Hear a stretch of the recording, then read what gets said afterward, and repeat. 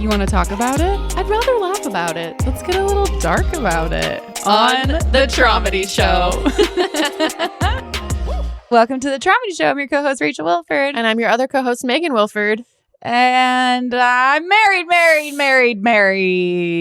I thought you were going to say I'm your co-host, Rachel Michael Bust. Oh, I should have said that. Yeah. Oh, it was, I didn't even think about it like that. It's such like a script in my head already. Right. I'm like, That's going to make me cry now too. damn. Should I redo it? Should we redo it? No, this is good and raw. Because We Rachel never Michael redo Bust. things. Yeah, no, it's not like we recorded our very first episode and then entirely re-recorded it or anything. That's true.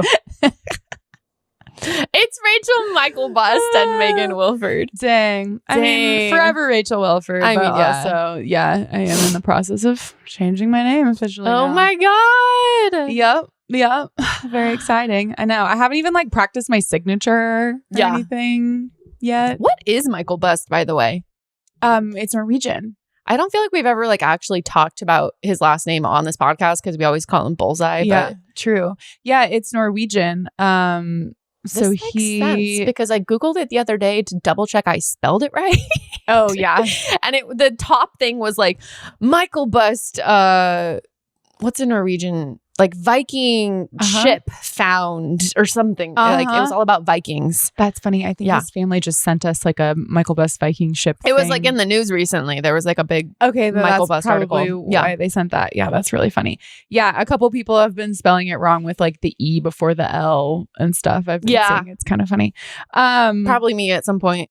No, I don't think you have. Oh, thank God. But yeah, it's Norwegian. He his biological dad is not in the picture, so his dad that raised him like is his dad, but they're not actually technically biologically related. So Dusty, I don't think is Norwegian like at all, but I am. That's funny. I'm very Norwegian. Oh, so Michael Bust is very fitting now. Yes, because our family is very Norwegian. Yes. On our dad's side. Wilford's like more of an English name though, right? Is it?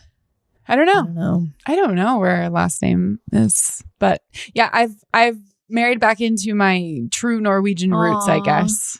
Putting my Viking hat back on. Rachel Michael Bust. Yeah. I moved halfway up the alphabet, which is what's honestly really exciting. You know, from like elementary school, middle school, being at the very end of like the class roster. Totally. And shit, the W's. Like I was always either like, I was one of like the three last people always all through high school and even college, I guess. I just had to do the mental math to see if S was before or after W. Before or after W. So I'll You're move moving up up like a few. Yeah, like 5 or 6 letters or something. 5. Yes. Yeah. But yes, you're married. We're married. Let's recap it. Oh yeah. So this episode we are going to talk about Mexico. Which was like a week. It's like almost 2 weeks ago. Yeah. Now? Yeah. This Saturday it'll be 2 weeks since like our actual wedding day, which is crazy. Yeah, where to start? We went down to the border. And hopped on our flight with like 8 of us. Yep. Pretty easy, pretty smooth. Flew out of the Tijuana airport. Except this chick called me a cabron. Yes. She was shit talking me in Spanish right in front of me, not realizing that I am fluent in Spanish. So I was like, okay, she's fully like the chick that the people that check your passport and stuff. And I didn't really want to like rock the boat and be detained necessarily and not make it through to Mexico. But yeah, she was shit talking us in front of my face and then under her breath called me a cabron, which means dumbass in Spanish. So it was a good way to start it off. I was so appalled. It was wild. Yeah. For honestly no reason, because we were trying to get through their stupid little frickin' machines and it was a whole debacle because we had so much luggage because Dusty had his golf clubs and all of our suitcases we needed to check and we couldn't get through. And so we were making a scene like cabrons. But it was uncalled for. It was at the very beginning of like, okay, let's go. Yeah. And then you guys, and I'm like, how are we already stopped? I literally Like, what just made it happened? into this country and I'm already being called a dumbass. Like, it was good we gave ourselves extra time because it took some time to get through with our group. It's true. Yes. Yeah. And then we had to get on a bus to get to the flight too. So that was good. Yeah. Flight was good. Everything was smooth. We landed. We immediately got a margarita at the bar at the airport while we waited for a couple of Dusty's other friends to get there. And then we hopped in our ride and headed to the hotel. And like, I have never been to the hotel where we got married before.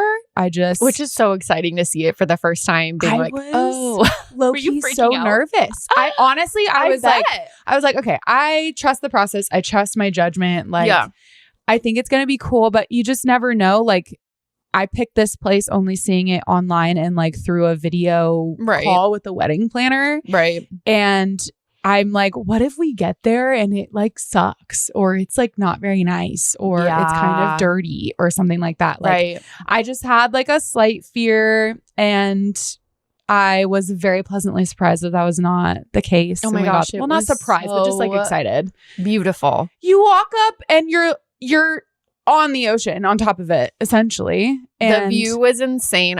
That's the first time I've ever stayed in such a nice like ocean view room. Yeah. I don't think I have, because they're always like so much more expensive. Yes. But I want to say like with your wedding, they only put us in the ocean view rooms. Yep. And it was like, even still in Hawaii, affordable. like you're further back from the water. Yeah. You know what I mean? Like this, we were almost like on the I ocean. Could jump off my balcony like into the ocean almost. Yes, you could. Yeah. Yeah. So it was super cool. Shout out Costa Sur Resort and Spa. If any of you are looking to get married. Yeah. Highly recommend. It was like genuinely one of the most beautiful ceremonies and receptions. Like the shout out to the decor and what you planned and your planner and like just the actual, even talking to people who saw my stories and like, they're like, that was ridiculously beautiful. Yes. Like it was like picturesque. Extra with all of like the tablescape. Oh like, my gosh. Like all the little details that go into a wedding that like, if you don't have them, you know, I'm not going to. Then you don't like really notice, but when you do have them, it gives that extra like pizzazz of like, oh wow, the vibe. Oh my gosh, the flowers up above and the decoration on the tables and just the silverware, the wine glasses that were like kind of pink tinted, the flowers matching everything, and the dance floor. And I know we're skipping ahead, but like the aerial view of everything, like it was the most beautiful. It would have, and not to mention completely oceanfront. Yep. It would have been like a $75,000 wedding in California. Yes. But way affordable in Mexico. Yeah. It was crazy. So yeah, honestly, like a freaking magical fairy tale. But yeah, we got there and we're all just like, oh my God, we're here. This is so cool. And my parents and one of my brothers was there already, and we just put our shit away, and then we went in the pool and just like hung out with everybody that was there so far. So fun. It was just mellow, and we were in the pool watching the sunset, and some of the boys already got pretty fucked up. Oh yeah, shout out to Scotty and my fiance. Oh really? That was probably the drunkest he got, I think. The very first night? With the very first night. Oh yes. Wow. Yeah, I think the boys were just, and you and I we were trying to pace ourselves. Oh yeah. Like I stopped drinking after dinner and like in the pool. Like I was not trying to get turned on the first night because I didn't want to feel gross. And disclaimer, I have not been the same since Farquad Bachelorette. Still really? Oh dude, like I think I am chemically altered forever. Oh man. Oh yeah. Oh I don't think I really got drunk the whole week in Mexico. I have like an aversion. Yeah, I have like an aversion to alcohol. Oh God. I get the shivers when anybody even like pours a shot near me, like my whole body. And then not to mention the yacht seasickness, which we'll get to. Like I think I'm forever changed. She is sipping a hard kombucha right now. I am. And like, that's okay. I can handle that, or wine. But I said right before this, hard kombucha is barely alcohol. If you had said to me in the kitchen right now, like, do you want a shot of tequila? My whole body would have convulsed just like at the thought. Oh, it's going to take you a while. I don't know. Man, I'm almost 31 now too. Like, I think my body was like, and that's it for you, bitch. Yeah. Yeah. Well, at least you went out on a bang. No regrets. I had a good run. It's okay.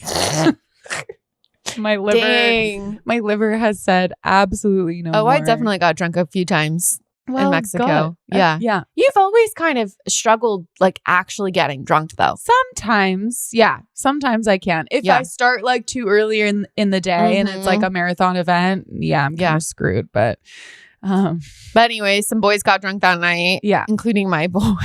Yeah. He did not remember like our conversation getting back to the room, and he was being so silly. Oops. Like Also, something to note too is that this hotel is all inclusive. Oh, yes. So that's a detail. That's also why. As to why. Because you could say a round of shots, and you're tipping them, but like, it's free. It's free. So a bucket of beers, a round of shots. Well, that was the problem the first night too, is like the servers came in really hot. Also with like, okay, let me bring you a bucket of Coronas. And every time one of the boys would like be in the middle of their last sip, they would come out of nowhere, appear and crack open another one and sit it down right in front of them. Interesting. Yes, that wasn't happening the whole time though. I feel like that was just the first night that I noticed that. Do you think that they pulled back when they it was a Tuesday. How much we drink? I mean, maybe, but also or like we didn't tip well enough. I don't think so. I think maybe they had. It was a Tuesday, so they had probably less people there that night. It was really quiet on Tuesday versus the weekend. They were just a little more attentive. Yeah. But the rest of the time, like they were waiting on us at the pool and whatever. Like we kind of felt it would. There were other people staying there, obviously. And like the other people that were there were super cool too. Like, except that one guy who kicked my mom out of that pool chair. I guess he put his towel there at like 6 a.m. and it was like 2 p.m. and he still hadn't come back. So it was like, And so the hotel. Just a single towel? Yeah. Okay. And so it was under the umbrella. So I was like, Mom, go sit there. Like, I'm trying to take care of my 6-year-old mother, like to give her shade. And he comes back and he's like, I saved this spot. And he like makes my mom move all of her stuff and her drinks. And that was the one. But there was like some people owned timeshares there. So I think they felt a little bit more. Own a timeshare there? Yeah. So a lot of the people who were there who were not part of the wedding were like timeshare owners. Dude, I kind of want to own a timeshare there. And it's also the all-inclusive thing was new as of April. So I think there was this like tension a little bit between some of the timeshare owners who like they're not a part of the all-inclusive thing or they didn't even know about it. And then we're this like all-inclusive wedding group here being like, Because I think it's a rather quiet, it's not like a party vibe. No. But we needed a party vibe. I mean, like, yes and no, within reason. Like, we were respectful. It wasn't like we were blasting our own music or running around or anything. Like, we weren't degenerates. We did play Marco Polo at one point. Yeah, and that was like hilarious and cute. Like a bunch of 30-year-olds acting like children. Like, that's so true. It's not like we were. No, not at all. If y'all were like being crazy degenerates, I would have said something or like felt maybe a little bit secondhand embarrassment. Not a thing. Never even felt that way. We were cool. Yeah, we were cool. 100%. We were so cool. Yeah, everyone wanted to be a part of our group. Well, and what I'm getting at too is like it felt like we were like the guests of honor, like the celebrities kind of at this hotel, because all the wait staff started to like, for sure, me and Dusty, like they knew who we were, that we were the bride and groom. Like I started learning their names, and so they definitely were like waiting on us and like being our homies and bringing us stuff and like, so it was easy to overindulge a little bit, but also that was like a super fun part of it too. Oh yeah. Oh my gosh, the vibes were so good. The all of the times we were in the pool and just all of our best friends and family. It was so cool that like my parents got to be there too. And then it's just like another round of pina coladas and then also some chicken nuggets and also a cheese quesadilla and just having them bring it out. It was so nice. So good. Dude. Oh, I would love to go back. I know. I'm still it's been a tough adjustment. Yeah. It was magical. Not just the wedding day. Like the whole week was just pretty magical. And it was a whole week off. Mm-hmm. And we get to go back for a few days for our 1-year anniversary. Like we get a complimentary stay. You do? So, yeah. So we're going to for sure go. Oh, yay. Mm-hmm. Does it have to be like during that week or does it have to be? I don't know. I'm sure Jessica would be like, oh yeah, within like the same couple months or something. Oh my gosh, nice. Oh, you get to have your 1-year anniversary there. Yeah. I'm pumped to go back, honestly. Fun. And like we knew we had it good, but we didn't know we had it that good until we went to our honeymoon hotel, which I'll get to. But like then I appreciated it even more. Yeah. Honestly. But it was cool because it was 2 towers of like hotel rooms, and then in the middle it was the pools and the restaurants and like kind of the common areas and the bar and stuff. And so most of like us and the bridal party, like our friends, were staying in the same tower. Yeah. And then my parents and my siblings got this big suite in the other tower. So we would kind of like go between the 2 towers and stuff. Not the second tower. We got ready in the second tower. But yeah, anyway, so then night 1 was like just pretty mellow, and we all just kind of like drank and had dinner and hung out around the pool. And then the second day, again, it was another pool day, and the boys went golfing. Yep. And a few of them got pretty sunburned, but they had a good time. Yeah, Ryan's calves. Yeah, and Justin's like neck and face, I noticed he got pretty burned too. I really was just locked in on my cousin's calves. Naturally. They were so bad. And it was like a very, very distinct like sock. Yeah. Sock and short line. Yeah. It was a warm day of golf. It was. And we had a good time by the pool, and then just like more people kind of started trickling in that day. So that was fun. And then we all got ready and we went out that night. And I had gotten us a big party bus for like 25 of us. And I was not prepared for like the size of bus. I don't think I thought about it, but like, yeah, of course you can't fit 25 people in like a Sprinter van. I wasn't prepared for it either, but it was like like tour bus. Like a giant tour bus size. Was. Yeah. Yeah. And our driver's name was Federico. And we ended up having him for a couple days. And was it the same guy? It was for the yacht. I'm such an asshole. I didn't even notice. Luckily, I got his WhatsApp, so it became super easy to communicate with him. But he only spoke in Spanish, so like he and I were communicating and stuff. And he was really sweet, especially because we were like over an hour late because dinner took so long getting to our ride. I mean, that's the thing too. When there's one main restaurant, and it was like a Wednesday, so there's almost 30 of us. So it's like dinner. They're probably not super staffed, and then 30 people all sit down at the same time for a dinner. Yeah. Also, like all inclusive, so we're all ordering a shit ton of stuff, and they're walking around just like pouring tequila in our mouths, and like it's a whole spectacle. So it was. We needed to delay our going out to town, which worked out totally fine. Then I was already pretty turnt by the time. It was fine, except for the fact I was beefing with the transportation company because I had a mental breakdown setting up rides for like 30 people for the whole week. My family, Dusty's family, our whole bridal party for airport pickups and departures, and to and from the golf course, to and from the yacht, to and from our night out, like all the activities. And I like did this whole like master spreadsheet breaking down the price per person depending on what ride they had and the whole thing. I spent hours on it. I had spent hours like working on the schedule for everything. Like literally I had been working on this for weeks. And then it was on Wednesday morning. I had a couples massage with Alexis, which was awesome. Forgot about that part. And then I come out of my couples massage after not looking at my phone for an hour and a half. And I have all these messages that Michael, one of Dusty's best friends, has been sitting at the airport for 2 hours waiting for his ride. And my sister and her boyfriend are stranded there too, waiting for their ride for 45 minutes. And so then I had to light the transportation company up a bit. I was pissed. So anyway, all that to say, I wasn't super concerned with the fact that we were an hour late to our night out, seeing as they had left my guests stranded at the airport for hours when I had set all of this up ahead of time. That was a low moment for sure. Yeah. Yeah.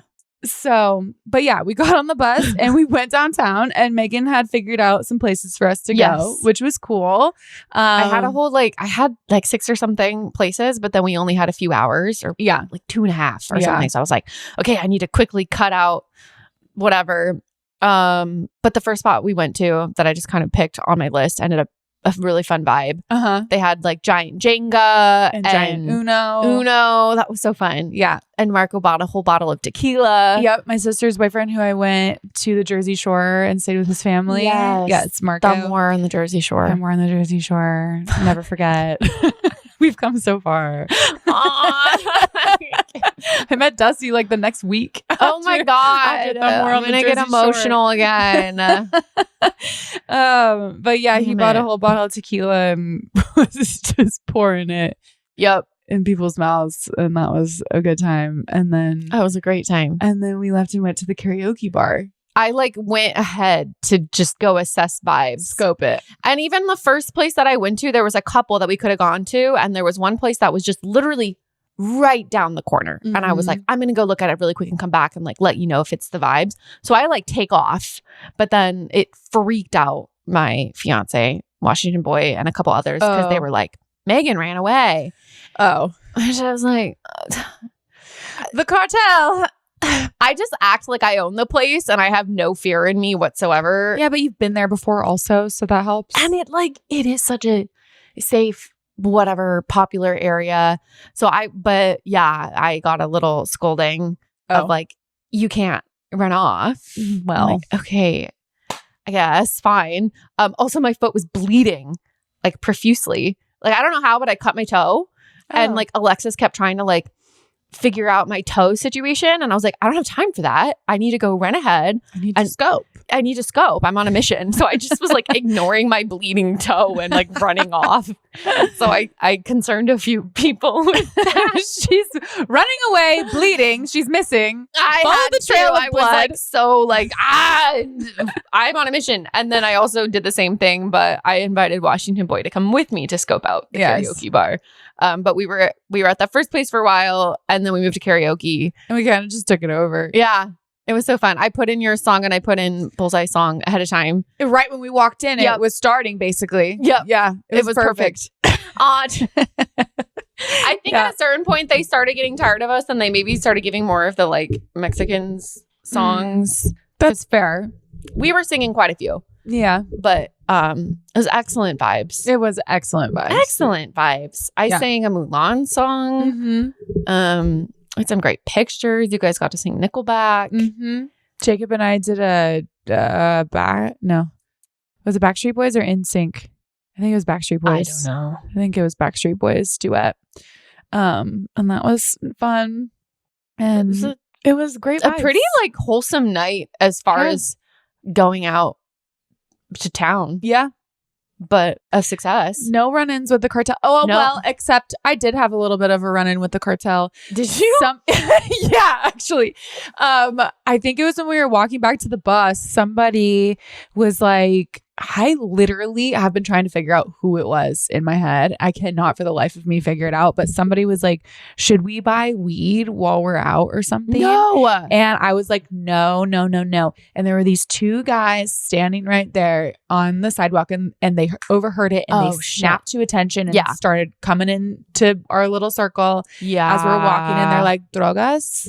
¿Quieres drogas? No. And I was like, no. So triggering. And we've never talked about that story on this podcast, but we had another little cartel run-in Mexico. That's the first time. 2 years ago. And that also was not something that we wanted, but I was not about to fuck around with that. So I very sternly turned around and was like, no, not doing that. Nope. And you don't remember? I kept walking. I don't know who it was. Who it was? That's funny. Don't remember who it was. Yeah. I could probably have a few educated guesses, but yeah. Well, I'm glad you were there to shut it down. I shut that shit down. It's just then they give it to you and then you give them money and then they're like, oh no, you actually owe us this much. Like even weed can escalate into something. I don't want any sort of shakedown. I don't want, it's just better to not risk it. Listen to us, we're so responsible. But also like, I don't know, it wasn't active like war zone just like a month and a half before we were there, so shit was on fire and so I wasn't gonna fuck around with that and have somebody get shot or beaten or something right before my wedding. Good point. No thank you. So little run-in with the cartel, but we skirted around that and we were okay. And then we got home and then the next day was yacht day. And so that was another thing I was cautioning everybody of like, don't get so fucked up on Wednesday that you won't be able to get on a boat on Thursday because Thursday is going to be the best and most fun day. Thursday's boat day. Oh yeah. Thursday is it. And Amy couldn't go out on Wednesday night because she had an allergic reaction and had to get this like shot and medicine. In her ass.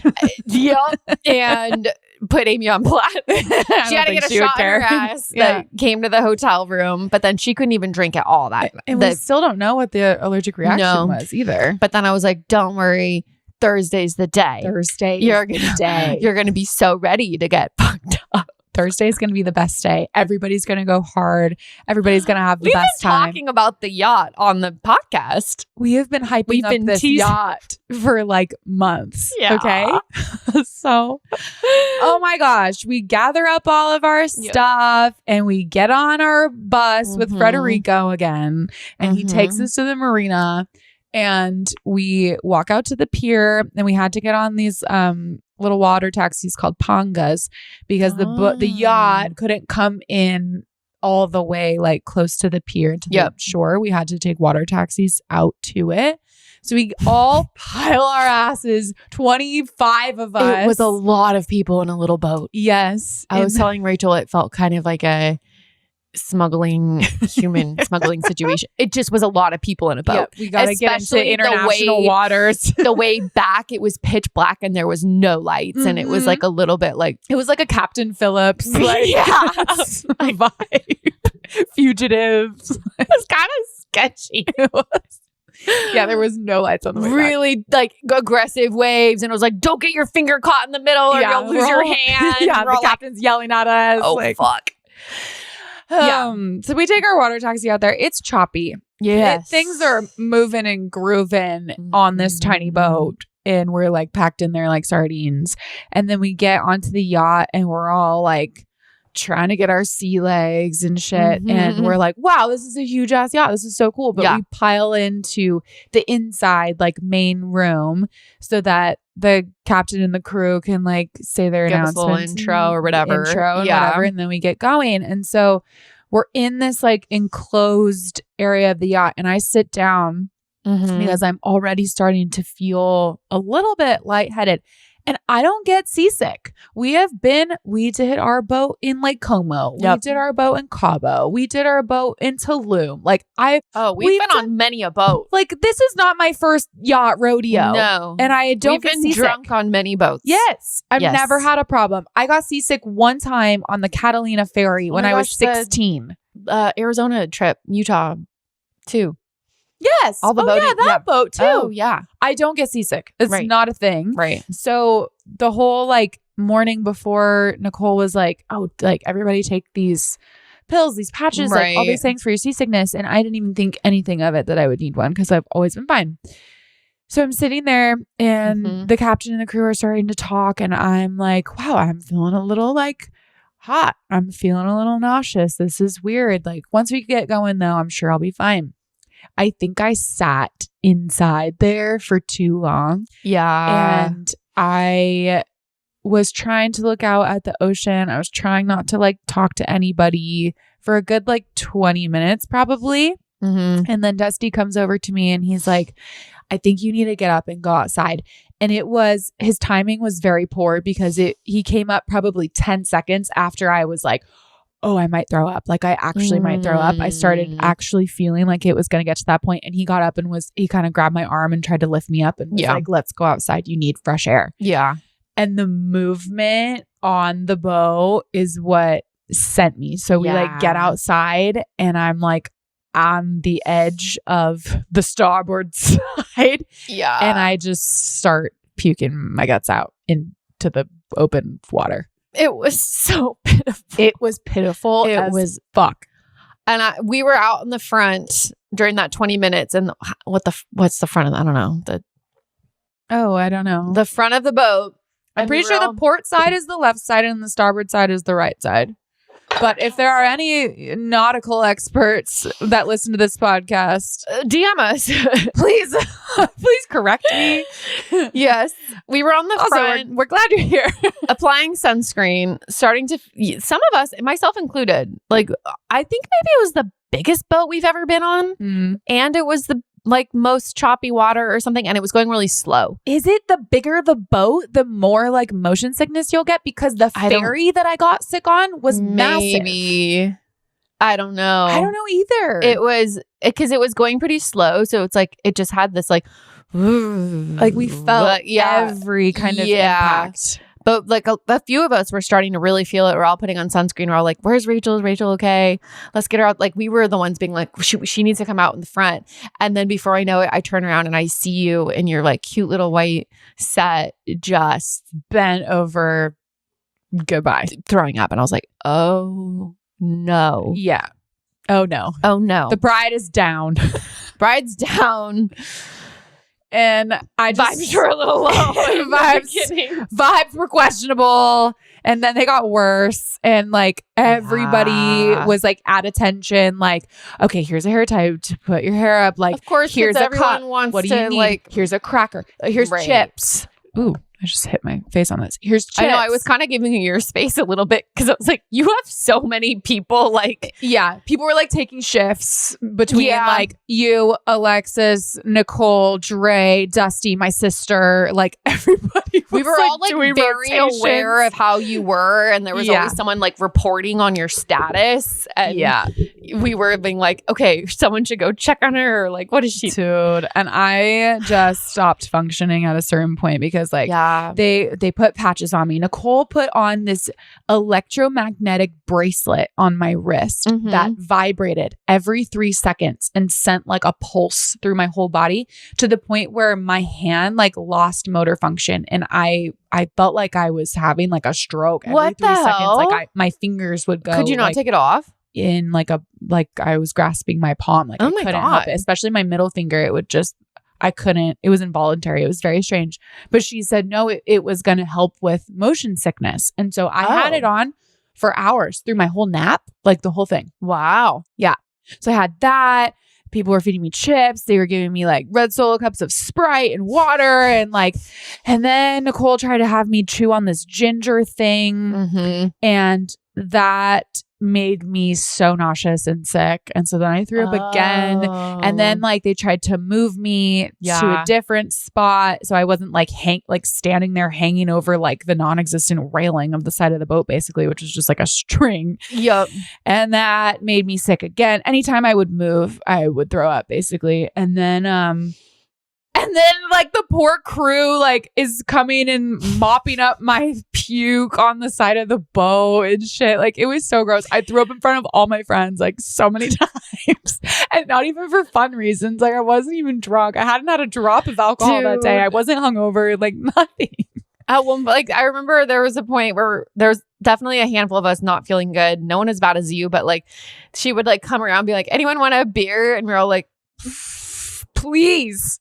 Please read the vibe. There's water, no way. No. Oh it God, like, so pitiful. It was so pitiful. Just like it was so sad, and we had hyped this up so much. At a certain point, the captain came over and was like, can we move you to the back of the boat? That's where you're gonna like feel the least impact."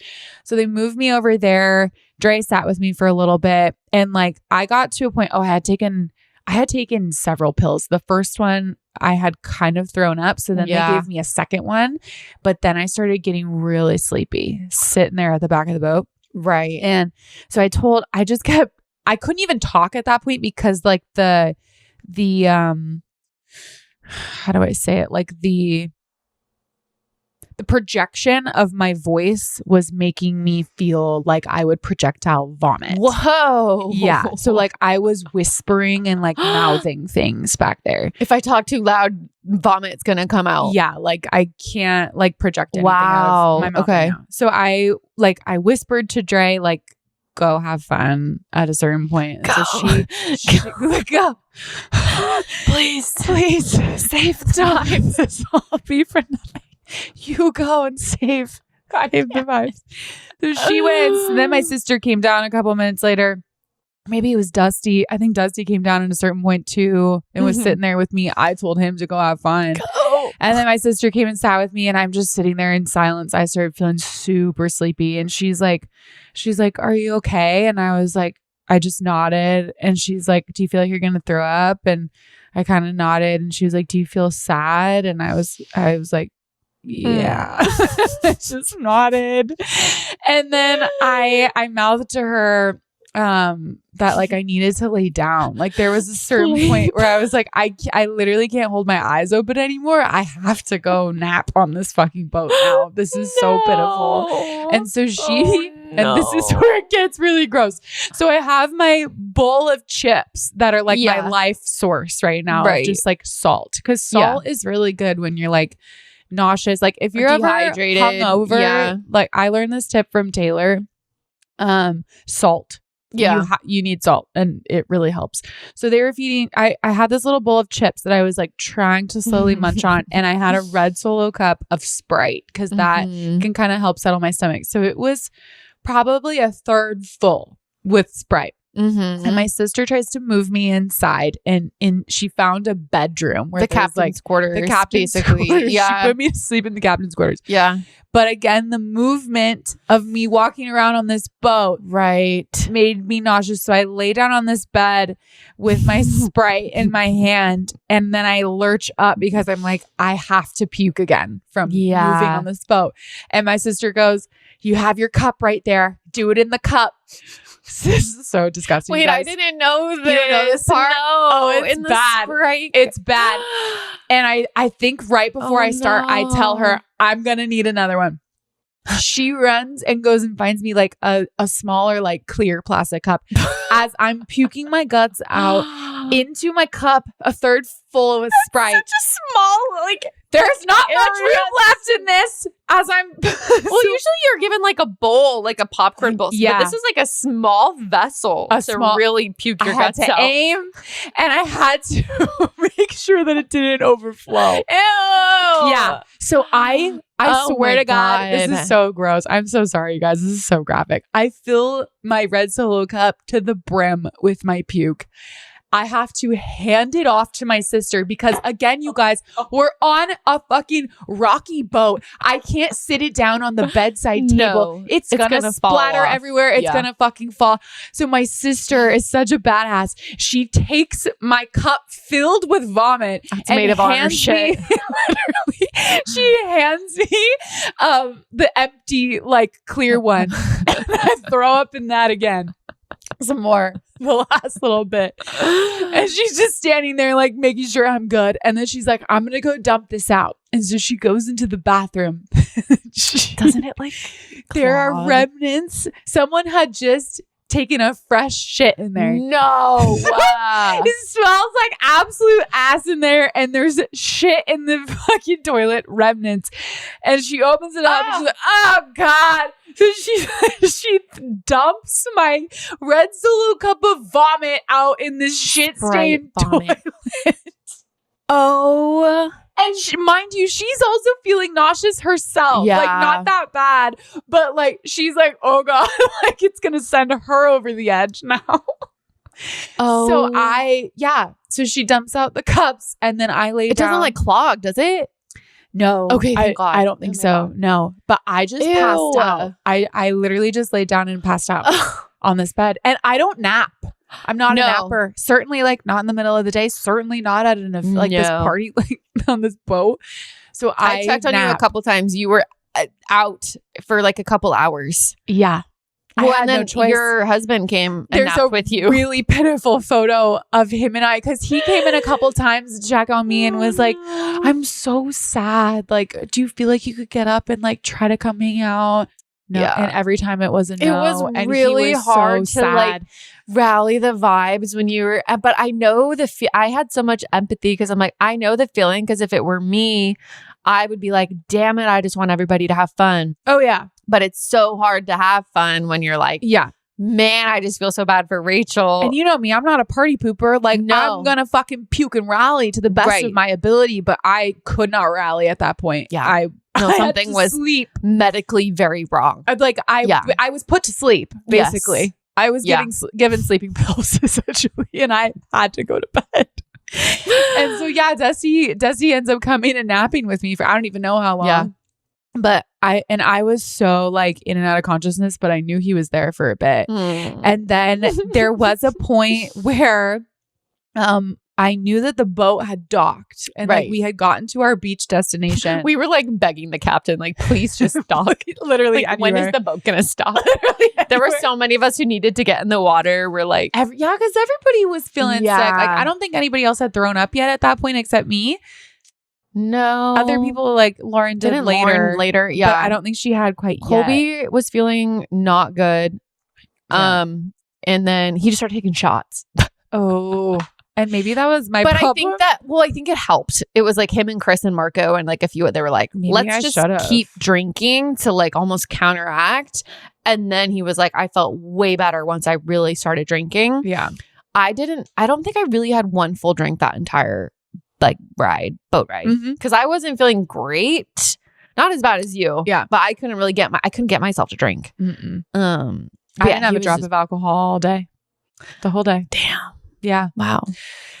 Yeah. But when we docked, the vibes were low, docked. And so then I woke myself up. Mind you, the bracelet is still going, and every 3 seconds my hand is curling. It's like literally anything to cure me. And I'm like, okay, I'm gonna try. Yeah. So I got myself up and I got myself outside and to the starboard side of the boat.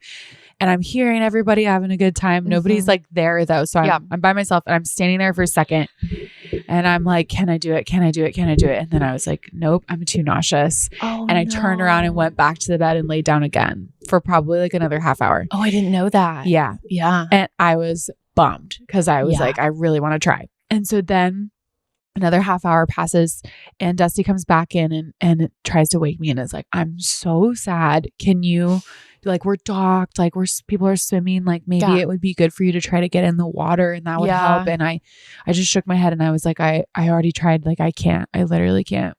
And so then he walked away and I laid there for like 5 to 10 minutes and I was like, I'm going to regret it if I don't try again. Like, I need to try again. You really pushed yourself. I really pushed myself, even though like everything inside me was like, I need to still lay down. Like, I'm unwell. I pushed myself and I got my ass up and I walked myself like to the back of the boat. I was like, I have to get like all the way to the back. I need to see people. I need to like have some hope. I need hope. I'm imagining this like dramatic music playing as you're just kind of like Eye of the Tiger. Yeah. I can do it. This is my Rocky Balboa moment, like getting up to the top of the steps. You, Mr. Frodo. Literally. To the top of Mordor. Oh the back of the boat. That's exactly what it was like. Yeah.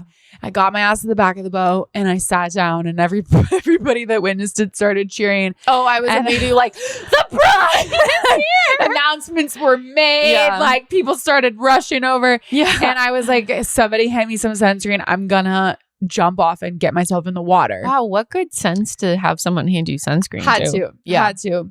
Because I didn't want to be sunburned for my wedding. Right. In 2 days.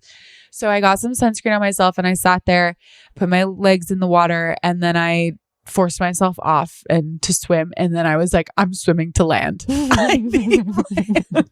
Fuck this shit. So you swam to the beach. It was a good little swim too. It was good. It wasn't too bad, but I immediately felt better. Yeah. I saw you and I was like, I'm coming. Yeah. So then Thelonious jumped in and came after me and swam to the beach. Mr. Frodo. We had a very dramatic running hug. It was awesome.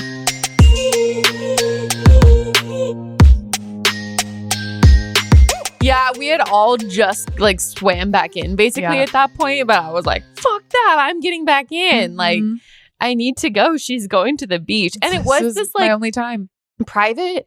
It was like this really fancy beach club that is only accessible by boat, which I would imagine like on the weekends, it's probably like popping like a bunch of rich people. Like it was very, very bougie, exclusive, like crazy. But it was like 5-6 o'clock on a Thursday. Yeah. So we had access to it totally. So swam out with you and the water felt so good. It was awesome. Yep. And then my sister and Amy came. And then I think eventually Sabrina and Alexis did too. Yep. And we were just all in the water. That was the best part of the whole day. That was the highlight of my day. Yeah. Well, me too, for sure. Yeah, that was the best. And then we swam back and I was like partially revived. I tried to get myself they like made us this the dinner tacos. Was really it was good. so good. Oh my God, it was so good. I could only have like a bite of it. And then I was like, damn, I'm gonna puke it up if I keep eating. It was a bummer. Freaking good. And then at that point, Sean was really nauseous too, Amy's boyfriend. And so we just laid on the couches up at the top. And there's like a couple pictures of us. Like every 10 minutes, I'd be like, checking in, you good? And he's like, yeah, I'm good. And we were just laying there and being buds. And some of the other boys were hanging out. And but everybody else was at the very front of the boat watching the sunset, and it seemed like a vibe. Were definitely like, because I feel like you rallied and got yourself out there and went and swam and then we ate and whatnot. We had the water break, but the vibes were so much higher on the way back, and it was like good. Everybody was kind of congregated in the main front area, just chatting. Really happy to see those photos. Everybody had a nice time.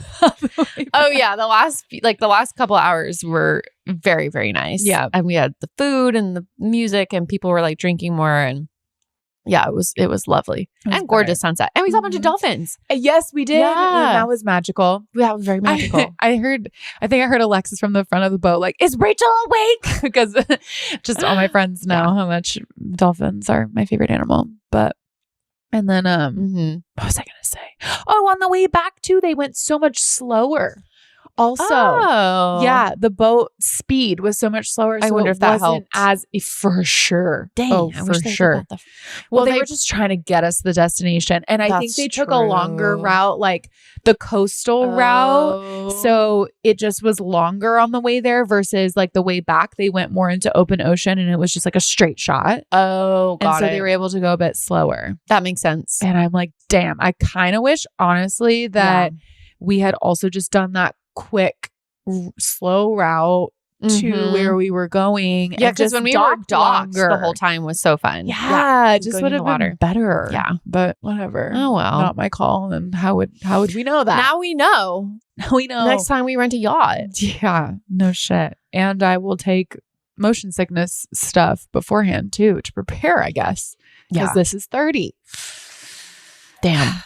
But yeah, and then we got back. We had dinner. Yeah. I feel like and then there were more shots poured. There was just a lot of Marco was instigating a lot. So was Chris. Yeah, and the waiter came around. It's like, and my husband was so drunk at that point and like falling asleep at the table. Oh yeah, I remember like that. His eyes were closed like at the table falling asleep and they came around pouring shots in everybody's mouth and I said no, and I told them in Spanish that I'd been sick on the boat all day, and so then they left me alone. But then they went to him and I was like no, he's good, he doesn't need any more. But he just he with his eyes still closed just pulls his hands away from his face and just goes and opens his mouth and they pour one in and I'm like, God damn it. I guess like Marco and Chris and Colby and Scotty are like, there are people ordering shots, but I think that they ordered a certain amount of shots that night too. So they poured all of them, but then a lot of people were like still queasy from the boat and they're like, nah, I'm good. So I think Colby ended up taking like 4 or 5 shots. Oh my god. Because they didn't want to like waste the shots. My mom took a shot. Really? Both my parents took a shot.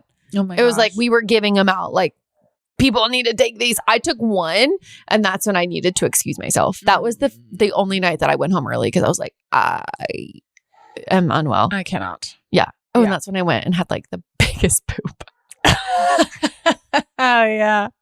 And I texted you and I was like, I immediately felt better, but then I just went to bed. But I was like, I think I just really needed to expel some demons. I did. I guess so. But then the next day, that's when Colby was like, I'm giving up on his pseudonym at this point. Yeah.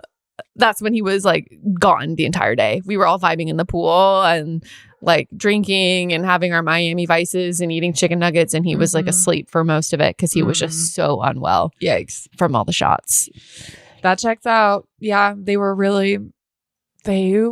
heavy handed with those for sure. And we're in our 30s. And we're in our 30s doing our best. He just took one for the team, I guess, and was like, did you have to take that many? Yeah, no, that was not mandatory. He woke up to me emergency calling him, pretty tipsy at that point, because your rehearsal, we had all been in the pool drinking and vibing and playing Marco Polo, and like that was so much fun. That was such a good time. And then we went and did your rehearsal, and that's when your hair was green. Ah, yes. The emergency tomato juice run. So your father is like, Megan, like get Colby to get some tomato juice. And I'm like, I'm on it. So I call him and wake him up from like a dead sleep. And I'm like, you need to get tomato juice and you need to get lemons. And it needs to be now. Oh, God. Oh, God. We could have had somebody else do it if he was so unwell. It's fine. He needed to wake up anyway. Like it was like 3 p.m. Yeah, that's true. It was like 3:30 or 4. Yeah. It was time for him to wake up. Yeah. So a task is what he needed I didn't even realize that my hair was green until my sister came to me and was like, dude, I just realized my hair is green from the pool. Yeah. And I was like, no way. And then I went up to go to the bathroom or get something from our room before rehearsal. And I looked in the mirror and it was all my front, like, face framing pieces were bright green. It was pretty bad. And I'm like, I'm about to have a Shrek wedding. I'm going to be Shrek bride. Yeah, it wasn't the cutest. It was okay. I mean, other girls probably would have like flipped a bitch. But yeah, you were very calm. I was really chill. Dude, you were so calm the whole wedding day too. Yeah, we had wedding crashers and I was just like, meh. Not fun. I wasn't. I just like didn't give a fuck. I don't know. Good for you. I was vibing and I was mellow. Yeah. But yeah, I was just kind of laughing about it. And then we realized that Sabrina's little blonde and she's so brunette. Her little blonde end pieces also were green. Oh, I didn't even notice. And so we had this group shower situation with the lemon juice and the tomato juice, her, my sister, and me. And I'm like, we could be making so much money on OnlyFans right now if we live stream this. Yes. We literally had a group shower situation. Oh my where gosh. we're like putting lemon. We had like a line, like a trail. A line of us I didn't know doing lemons in each other's hair in the shower and then the tomato juice and like it was very sensual. Getting ready for the welcome dinner. Yes. And luckily, so if your hair ever turns green from chlorine and like you need an emergency method, it worked. And I think the lemons, did the trick, but we did the tomato juice too, just to be sure. But the only thing that it did actually that was negative was it seriously dried out my hair, and my hair was like crunchy and weird for days. Yeah. And on the wedding day, I was like, my hair feels awful. And like, there was really nothing that I could kind of really do about it. It needed to like reset itself with its own like oils and stuff. Yeah. Luckily, you can't really like tell too much in the pictures, but I was like kind of, again, feeling very mellow about everything. Yeah. Definitely not a bridezilla. You couldn't tell in the pictures at all. But I was low-key in my mind like, wow, I hope in the pictures it doesn't look like I have like greasy, gross-ass hair, because it totally feels like that if you touch it. But no, it was fine. It was totally fine. And it wasn't green. None of us had green hair. So thank God for that. Fixed that. Fuck yeah. And then the welcome dinner was great. It was really great. And it was like our first kind of glimpse at a good sunset too, I feel like, but nothing compared to what we had the next day, which was awesome. But Yeah, everybody. Did you guys coordinate like doing sunset colors or something for all your dresses? We were like, everyone, let's wear a different brightly colored dress. Okay. We also coordinated everybody wear a black swimsuit on the yacht, and you wore a white swimsuit, and we got you that cute little, and we had a lot of pictures we were going to take. I didn't even get to wear it. Yeah, that's so fine. It was so sad. But Dusty wore his captain's hat. Yes.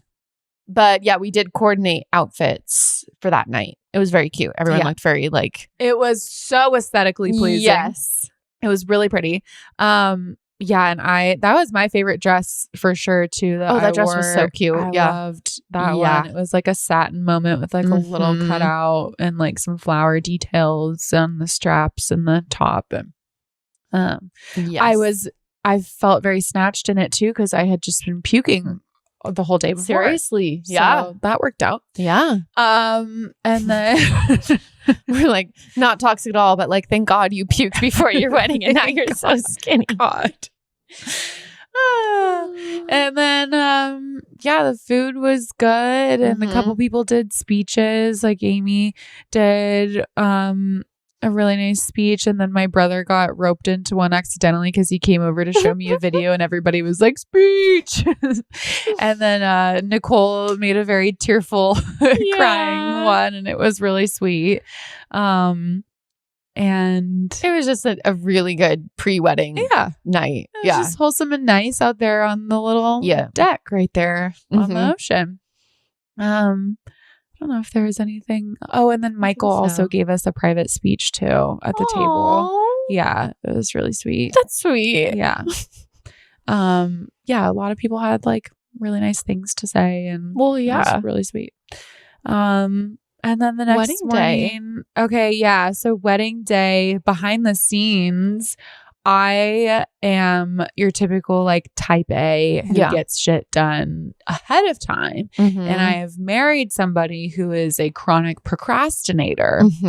So I had an idea a couple months before the wedding that we were going to do handwritten notes to everybody. Oh, have you not done his yet? I finished mine like 3 days before we left for the wedding. Like, dude, all that of mine was were so done. much work.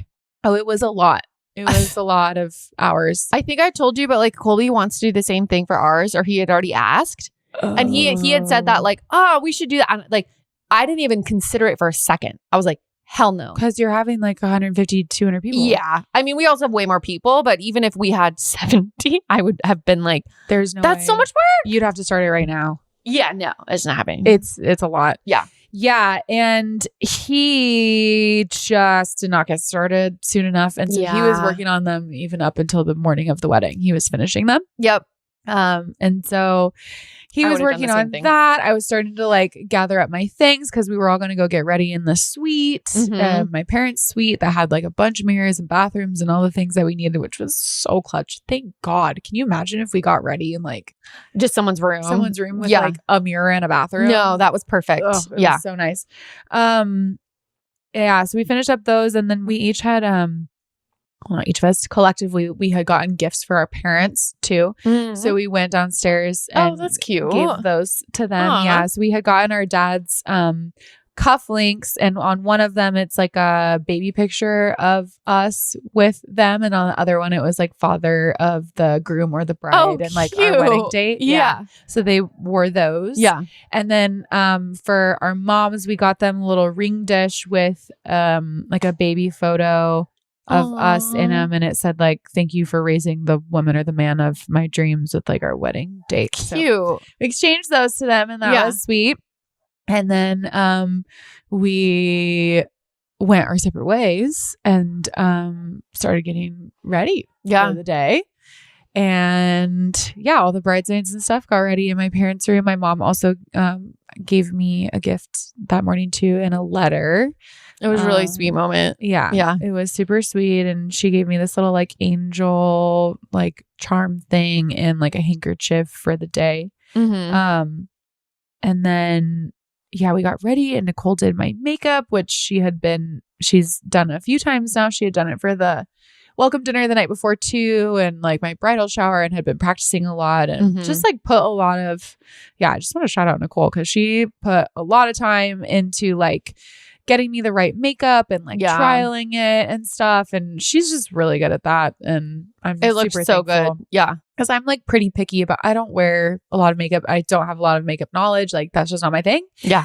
And I have had like makeup done professionally before that I hated, and I didn't want to pay a makeup artist necessarily. And so her doing my makeup was like really clutch and awesome and just cool and special that it was like one of my best friends. So, Caitlin and I threw together your hair. You guys threw together my hair because I'm like type A about so many things, but I was like very type B about how I was going to look that day. I don't know. I just was like, it's going to be fine. Dude, you were like the least stressed person like the entire day. Kind of wild. Like I was, swallowed wrong. Oh, you're fine. I was very mellow. Yeah. Very calm. Very like, I didn't have any sort of like it couldn't nervous be me. Jitters, like emotions, like nothing. I just was like very at peace, very calm, very chill. Yeah. Even though my hair felt disgusting, I was like, I don't, it's fine. Like, whatever. I don't really give a shit. But yeah, you guys threw together my hair, which was perfect, curled it and stuff, and put it up in the pins, the half up situation. And I didn't wear a veil. My mom really was hoping that I would, but every time I tried one on, I was like, this just isn't me. Yeah. I don't know. I'm not into it. So I didn't wear a veil. What else? Your shoe debacle? Yeah. I had high heel nude sandals, and one of the straps was missing on my shoe. And so meaning like I couldn't even walk in it. It would like not even stay attached to my heel. And it was as we were like going down to take pictures, it was like, okay, time to go down. And I was really pissed because I had really tried to have everything ahead of time. And like, this was me really, really, really trying. And I called Colby freaking out, being like, go find it, blah, blah, blah. And he couldn't find it. And then I ended up just using Alexis's shoes. Which thank God she had another pair. Yeah. And then later that night when we all jumped in the pool, someone stole her shoes. Oh, yeah. So I got her got her a replacement pair. But that was my big, like I was so stressed out about my shoes in that moment. But it ended up fine because Alexis saved my ass. Well, thank God. That were the same size. Extra pair. I was just like, same size. And like Colby's like, you can have these white shoes. And I'm like, everybody's in nude. White would have looked not it. Yeah. It would have looked not it. It would have been fine. If you had told me that, I would have been like, eh. I know, I was so chill. Like I had such a high slit in my dress. Like the shoes were very visible. That's true. Yours did have a slit. So it was like, it just was, he's like, white is the same. I'm like, oh my God, no, it's not the same. And I don't have time to explain to you why it's not the same. No. Yeah. And he's like, I found a bra strap. Maybe we can fasten a strap, but it ended up working out. And if that's the worst thing of the day of that happened, then that, and we couldn't figure out my bustle, so I ended up like having a second look, but we can get there. But we did. Oh yeah, Dusty and I also got each other gifts, so we opened those too. And I had gotten him a few things. One I gave him the day that they went golfing. It was like a golf ball marker, and it was a dartboard. Oh yeah, cute. So I gave him that. And then the day of, I gave him cufflinks that had my handwriting on them. And on one it said, easy, next question, because we always say that to each other. And the next one is, it was like our, I think it said like D+R and our date or something. Yeah. So he had little cufflinks to wear. And then the other gift I gave him, he got later in the night, which we'll talk about. And then he had gotten me a perfume because Nicole had the idea of like, oh, I've always seen people do like a wedding day scent. So like you only wear it on your wedding day and then like on your 1 year anniversary, like every year for your anniversary. Cute. Yeah. So he had picked me out a perfume. Yeah. So I got that from him. And then it was kind of perfect because he got me a pair of earrings, and I had just been like, because I have I have a lot of different piercings on my ears and I'm very about my earring stock. Yes. And on my third holes, I was like not loving my options. And he got me these like just cute little studs that I was like, these are literally perfect. So, you do have a really good earring stock. Thank you. Yeah. I'm very passionate about it, honestly. And I don't talk about it enough. We should talk about it more. Yes. But he got me those and then he got me a cross necklace also. So he went kind of hard. So we opened our gifts and then he came over for the first I did a first look with you guys first. Oh yeah. You guys were all out on the balcony and like my mom pulled away the curtain and we did it was so cute fun. little first look with you guys in your PJs. And then he came over and did his first look on the balcony.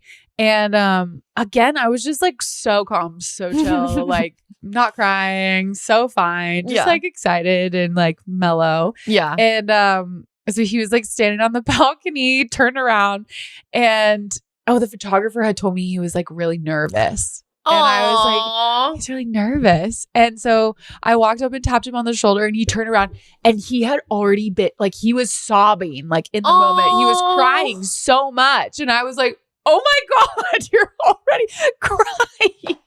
That's so sweet. Yeah. So we had our cute little like first look moment. Yeah. And it was just a lot of him crying.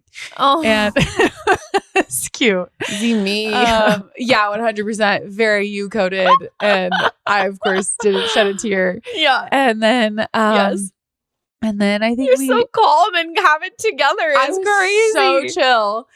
And, which like, I don't know, you would think, I kind of almost expected myself to be more emotional just because there's been 8 years of build up to this moment and the amount of times that I like didn't get married and all the things that we know from this podcast. But I was just like very at peace. But that how like wonderful is that though? I mean, if say you did get married to the wolf, you would have been so anxious, so unhappy, so nervous, so stressed. Like it would have been a lot of, so for you to feel like just that peace and like, I'm happy and like, like I'm good. Like it's a really good thing. I'm very confident. I'm very excited. Like everybody in my life loves him. I love his family. They love me. Like all the things, like just really good, confident vibes. And I just felt very at peace. And so when I feel at peace, I don't cry. So I didn't until we were emotionally like reading our vows and stuff. But yeah, we did some pictures with like the bridal party and stuff after, but it was like probably the hottest part of the day. It was probably like 4:30 when we hike out to the rocks. Oh God. And you know, when you're like down on the beach and it's just hotter down there, like the reflection of the sun on the rocks versus like if you're up a little higher in the breeze. Like it was 10 degrees hotter down there and we hiked. It was rough in my wedding dress and all of our dresses and our heels and all those things to do these pictures. And like, we're just melting. So that didn't last very long. Yeah. And then, we kind of just got ourselves ready for the ceremony, really. Yeah. After that. And I did have a cute little moment because Jessica told me specifically because we had like 15 minutes to like kill, I guess. And so we went back up to the suite and we're chilling and I was just sitting there. And then Jessica said for me to stay there and everybody else go downstairs. So I was just by myself for like 5 minutes. That's probably. Fun. Yeah. And I got to kind of just have a cute moment with myself and like look in the mirror and talk to myself for a second of like, okay, dang, we're doing this. We did this. Like, I'm proud of me. I'm proud of me and like just talk to God about it and just have a sweet sentimental moment with myself and of reflection. And so it was kind of cute. Reminds me of all the quiet moments you had to yourself on Cousin Moon. For sure. Yeah. It was very much like that. Yeah. Very much like that of just self-reflection and like, okay, we're here and we're doing this. And like, I don't know, just a little like check-in before I went down and did That's the thing. Awesome. Yeah, it was kind of cool and not planned. And I didn't have my phone with me. Like I had no distractions. It was just like me standing there with myself. And so then my wedding planner came and got me and took me down in the elevator, and she was like, I might cry. And I was like, really? And she's like, well, like, she was so cute. She's like, well, when I like develop a friendship sometimes with the bride, then I'll like cry. And I'm like, you're so cute. She was so sweet. And then, dude, everyone cried during that ceremony. Yeah, everybody cried. Not a dry eye. Oh my gosh. It was like the sweetest, most sentimental, just like heartfelt, funny, just perfect ceremony. Yeah, because we have to talk about, okay, so we have our bridal procession, and then we have Dusty's nephew, who's 2. Mm-hmm. His name is Riker. He was our little ring bearer. So cute. And he walked down with his grandma, who we call Nana, and she was our flower granny. So cute. And she like sprinkled some petals, and we had Uncle Chris marry us and officiate our ceremony. And he had asked like a few days before we left for the wedding, or no, we were already in Mexico and he hadn't gotten there yet. And he was like, do you guys want to read the ceremony before I give it? Yeah. And I initially had said yes. And then I was like, wait, actually, I think I might want to be surprised. And he was like, well, I already had Ted, his partner, and Dan, my cousin, read it, and they liked it. And I was like, I fully trust you. Like, I think I'd rather be surprised in the moment. Aww. And I'm so glad that we did, because the way that he started it was like, we're here today to celebrate the marriage of Lord Farquaad and Chocolate Grandma. And like the way that it just like shocked everybody. And then he was like, wait, no, that's not right. Of Jabba the Hutt and Gold Bikini Princess Leia, or whatever he said. Yeah. And it was, again, so funny. And then like just everything in it was a cute little surprise. And it was just so like Traumedy lore coded. Traumedy lore coded, and like me and Uncle Chris coded, and just Dusty and I coded. And it was just very personal to the two of us. And like, he did a phenomenal job, and it was so special. Yeah. And I'm so glad that he did it. And it just, I love my uncle so much, and it was so sweet and just personalized and wonderful. And we wrote our own vows, and I went first, and great, your vows. I didn't tell anybody any of the little nuggets that I put in there.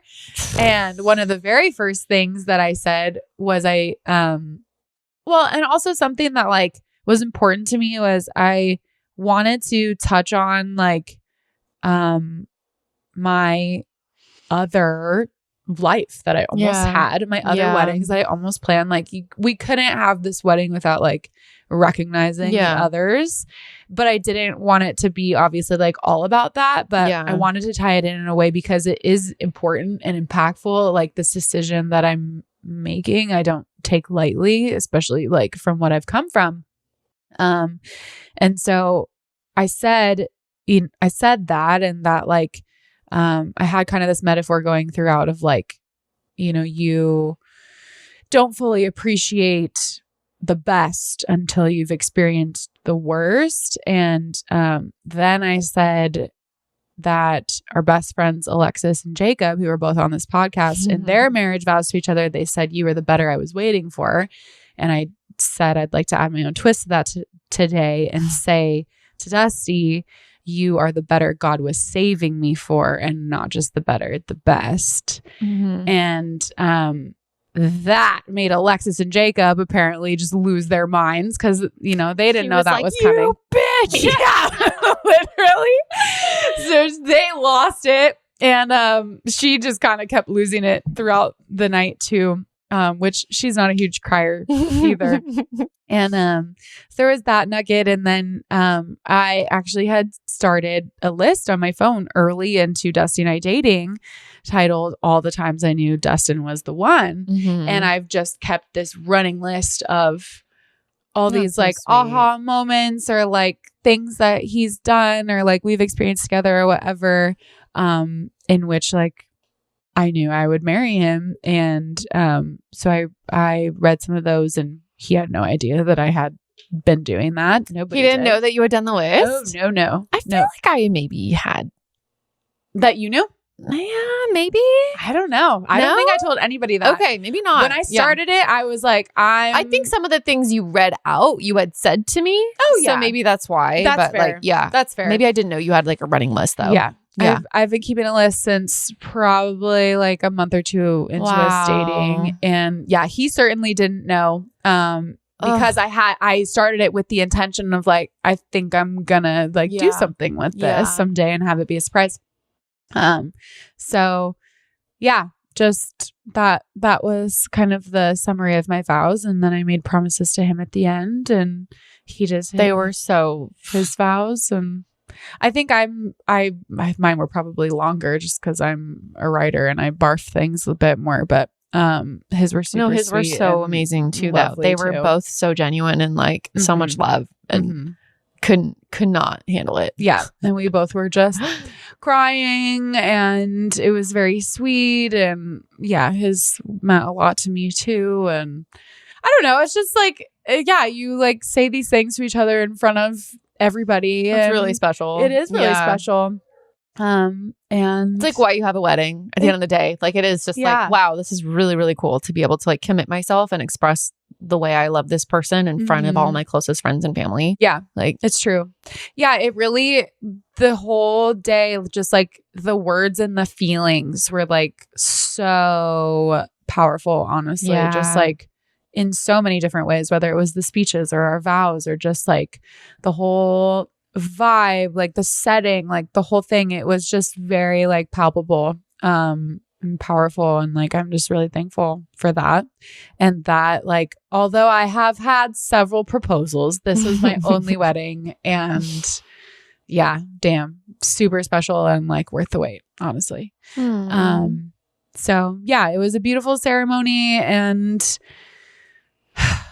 lovely. Yeah, I don't know even what else to say. Just gorgeous, lovely, all the things all around. And then we did some more pictures and stuff. And my photographer was like irritating me slightly because I just wanted a little bit more take charge. But yeah, again, I was so mellow. I just didn't even, I was like, nothing's going to ruin my day.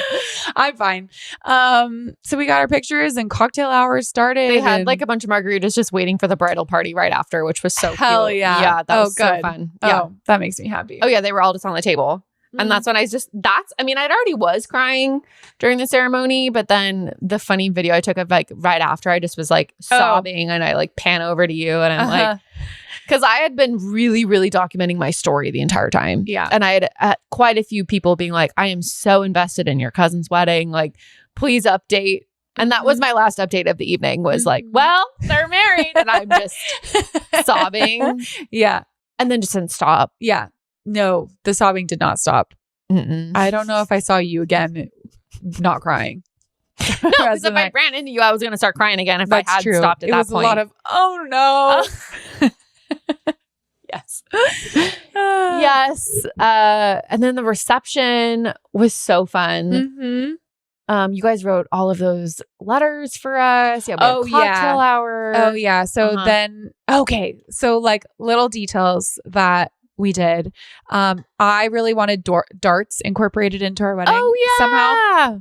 And I was like, maybe there could be like a dartboard that people play on, but like, I don't know. Then I was like playing around with like somehow doing darts as favors, like things like that. And so my wedding planner actually came up with the idea of doing a dartboard seating chart. And so she cute. like mocked up an example, and I was like, that's perfect. Yeah. Oh my gosh, that was so cute. Oh my gosh. It just was like perfect. It wasn't like, oh, people need to play darts. Like maybe that would have been cheesy. It just was like a little statement piece that like fit in and flowed. And it was fun to find your dart based off of like the kind of code. Yep. Your name or whatever. Yeah. Yeah. And then everybody got to keep their dart. Yeah, we kept our darts. Yeah. Oh, good. Yeah. And so that was cute and just like a sweet detail. And then we had a mirror that I got to customize like the lettering on it. Yeah. And so it said like, we got married, you look great, now let's party, Mr. and Mrs. Michael Best, and like our date in Puerto Vallarta. And so that was just like a cute little detail. And then everybody had guest favors that we got them. There are these like little Mexican bowls in different colors. And then we did custom wine corks. And then they all had their letters. And so my wedding planner, I didn't even know she was going to do this. She like put us in the center of the dance floor. Oh, which by the way, they made it a checkered dance floor with like white and sand. So cute. It was so cute. I'm so glad it was checkered. It was such a good vibe. And that was a last minute like decision that they made. she put us in the middle of the dance floor, and then she like announced on the microphone, like, okay, everybody open your notes. And there was just like what is her name? Corinne Bailey Ray or something, like go put your records on. Oh, is that the song that was playing? That was the song that was playing. It was not a planned moment. It like, that was not a song I picked or anything like that, but like that will forever be burned in my brain. As that was the song that was playing when everybody was reading their notes, and Dusty and I were just standing there together, like looking around, and like everybody's reading their notes and getting emotional and crying. And it was just like super cute because nobody knew that was coming. And it was a surprise. And yeah, so that was really special. That was a core memory. And then we went out to the rocks and did a bunch of sunset pictures, which we've gotten just a sneak peek so far. Haven't gotten the rest of them, but and then we came back and it was dinner time, and it was the prettiest sunset there freaking ever was. Okay, so then there really wasn't a sunset like the whole time that we were there. Not like that. No, but the freaking sky just lit up, dude. It lit and up. There was a green flash. There was a green flash. I didn't see it, but my mom said there was a green flash. A bunch of people said. They're like, the staff there was like, we haven't seen this in years. Like, it only happens on certain sunsets. I don't know the science behind it, but it was like, one of the staff was like, I've worked here for 14 years and I've never seen one. I know. Yeah, no, it was the prettiest sunset ever. It was the cutest little god wink. And it was so nice because it was a little bit overcast that day, like high up. So there was some good cloud coverage for the ceremony. So it wasn't too high. Yeah, good point. But then not like low enough onto the horizon to where there wasn't a sunset. It was perfect. Then all of a sudden it was just this gorgeous sunset that we hadn't had the whole time until that night. It was magical. It was so perfect. Just we've talked about the decor. Food was so good, dude. The food was fire. So good. Yeah, thank God. And they kept just like replacing the drinks. Very like, what? Oh, you need more wine? Okay, like it was. Yep. Yeah. No, the food, the drinks were all incredible.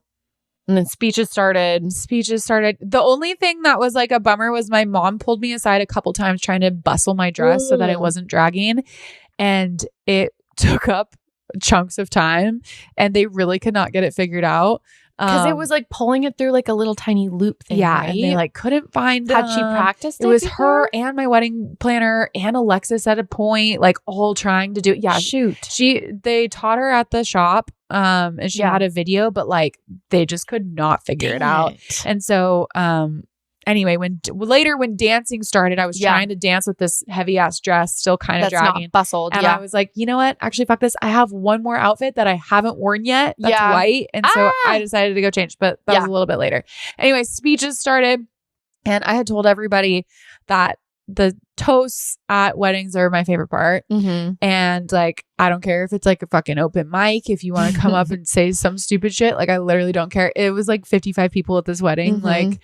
It was fine by me, and I didn't care how long it went. Like, that's just my favorite part. And so we had quite a bit of people come up and speak. My dad came up and spoke. And so he, the night before, stripped in front of everybody and took off his shirt to show a shirt that I made when you were like a child. Like 4. And he was like, I always knew I was going to wear this on her wedding day. And so that was the rehearsal dinner night, and then he spoke again at my wedding, and then and Steve, Dusty's best man, spoke, and my sister and you and Sabrina and Dre, and also a core memory that my vows and the speeches are when I cried for sure. Just really, really special that everybody wanted to get up and say something and had wonderful. I cried during every speech, definitely. It was just.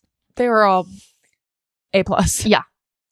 And then we did a bouquet toss, and I tossed it so bad. It literally went nowhere. Well, and I was like kind of in the I was in the front basically, and I had to lurch forward so it didn't hit the ground. I mean, I was like, oh, I'm going to catch it, but it was like, this is going to hit the ground. So yes, I caught the bouquet. Oops. But I am definitely getting married next. I don't think anyone questioned about that. So it was like, it worked out. I got it. That was fun. Yeah. Oh, and we cut our cake, obviously. And then the dancing started, and we had a photo booth that I forgot about. Fun. And then I was like frantic. I'm like, we have to do the photo booth. Yeah. And then there was like the tacos too. We did a late night taco stand. Yeah. And the quesadillas were so fun. They were so fucking good. And everybody was just dancing, and I kicked out the wedding crashers. Oh yeah, there were some wedding crashers. There was a couple and that was there on the dance floor with us. I just kind of, something came over me, and I was like, normally I would be I don't like non-confrontational, but I was like, no, I need to step in here. Because it's like a small intimate wedding. It's not huge. And I'm like, they're very obviously, they do not belong here. Yeah. They are not a part of this. And I like had to ask them leave a couple times, and was like, no, please go. No, you have to go. And then she comes running up to me and she goes, Thelonious, I was mean. I was so excited. I was like, oh my God. And I was like, oh, good for you. I saw them and I did literally nothing. Good job. Just like, get out of here. I don't know. Yeah, hooligans. You're not a part of this. You're not here. Like, it was so fun because we were all being so crazy ratchet at that point. Yeah. A lot of us were getting like pretty fucked up and having such a good time dancing. But it was like after so much love and like, it's just, we had to like, get some things out. Yeah, we needed to get dance some emotions.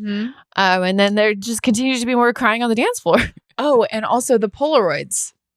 So I had done, and this was a funny thing that was happening during the dancing too, sporadically. I had done in Tulum for my bachelorette party with the wolf. Yeah. It was like the very last day. Yeah. Right? Yeah. Or one of the last days. Or second to last. Was Sabrina doing this photo shoot like knowing, like had she already gotten she didn't know. Yeah. Okay. So she hadn't gotten the text from the girl yet. Anyway, I had done this boudoir photo shoot in the backyard of the Tulum Airbnb 3 years ago. Yep. That no eyes had ever seen except for Sabrina, who's a professional photographer. I had never even seen them. And so like 9 months ago, probably, I remembered them and I asked Dusty, like, would you care, like, if I gave those to you? Is it weird that I initially did them for another man? And he's like, I don't care. Hell yeah, I want them. Okay. So I asked Sabrina if she would edit them as a surprise, thinking like, he for sure won't remember this. And then she had the idea to print them out as like Polaroids. And I was like, wait, yeah, that's perfect. And like, we can have the bridesmaids like surprise him with them throughout the reception. It'll be really funny. He's the king of reactions. Like, this would be great. We'll film it. It'll be great. So then Abby, his sister, delivers the first one. And I had given her the option. It was so funny. When I like displayed them on the table while we were getting ready, I was like, Abby, this is too weird for you to see me like this, like naked. Right. And also like give this to your brother. Like, if this is too weird, please by all means opt out. And she's like, oh no, I don't give a shit. So I don't know if like somebody gave her direction to go do it and be the first one or what. I don't know. Sabrina was in charge. Okay. Yeah. She was the very first one to give one to him. And you just, obviously you guys have probably seen the videos. I have no idea. I don't know what any of you guys picked. Based on some of his reactions, I can tell which ones are a little more like risque. Because some of them were like full frontal nudity. And then some of them were a little bit more like, oh, like it's suggested. Scantily clad. Right. Yeah. I don't even remember what I did. I don't know. But I was pretty drunk. It's really funny. She's so beautiful. And then there's this other part of the video later where you're like, she's so sexy. And you're just crying. It's so funny. But yeah, everybody had a Polaroid to distribute throughout the night and filmed all of it. And it was so funny. And there's just certain moments where he's like looking at it and he like sees someone looking over his sholler. So he just like hides it real quick. That was fun. So that was another part of his gift from me. And then we jumped in the pool. So then at like 10:45, all of a sudden, I just hear him and the groomsmen start talking about like, we're going to go jump in the pool. And they all walk over there. And I'm like, what? You guys are really? So I grab Dre, who has her phone. I'm like, we got to go film this. And then they all just jump in the pool. And then they're like, come in. And I'm like, fuck it. So then I jumped in the pool. I think my dad also was like, the wedding party's going in the pool. Go! Like he was also like getting me and everybody else. And we're all like, oh shit. Everybody jumped in the pool. It was so funny.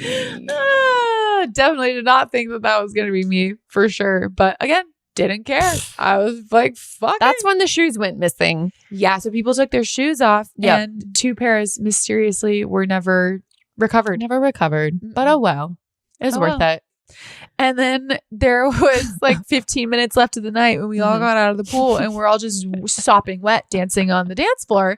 And then the DJ announces that it's the last song. Yeah. Which they had just requested from me, like, what do you want the last song to be? Yeah. And I'm like, I don't freaking know. And so I'm Googling, like, what's a good last song for a wedding? Yeah. And I picked The Time of Your Life, which Dusty and I have never sang that song together. We've never talked about that song. Okay. Like, nothing. So it starts playing. Yeah.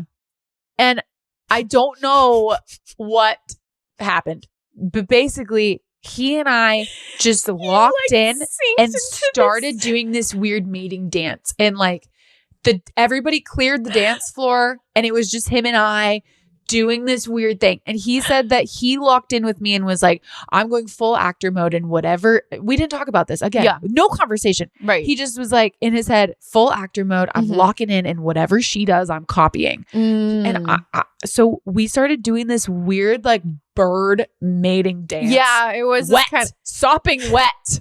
I think he had his like tie on his head at that point. It was tied around his head. Oh my God, it was so and we're sopping wet. Amazing. And the music is about to crescendo and I just get in my head like we're going to do the lift. We're going to do the Dirty Dancing lift.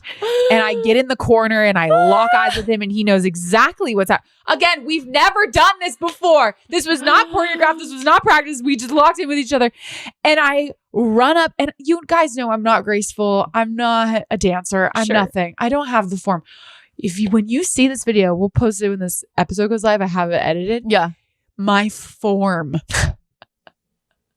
It was like I was on Dancing with the Stars. I don't know if I've been so proud of myself maybe ever. It was one of the most incredible moments of my entire life. My form was impeccable. I was like a praying mantis in my husband's arms.